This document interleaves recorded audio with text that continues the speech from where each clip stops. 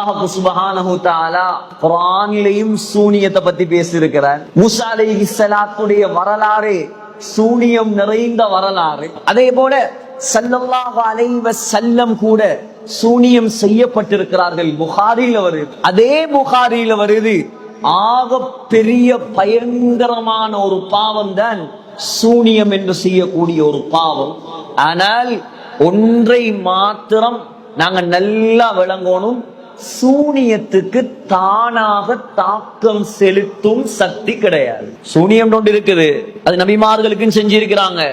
இப்பையும் பலர் அதனால பாதிக்கப்பட்டிருக்கிறாங்க. பல வியாபாரிகள், பல உலமாக்கள், பலவங்க நல்ல வழியில அழைக்கக்கூடியவங்க, அவங்கள படுக்கையில போடுறதுக்காக, வியாபாரத்தை முடக்கிறதுக்காக, உடம்புல நோயை கொடுக்கிறதுக்காக, இப்படி பல வகையான சூனியம். எந்த அளவுக்கு நான் தேடி பார்த்தேன், 70 வகையான சூனியம் இருக்கு.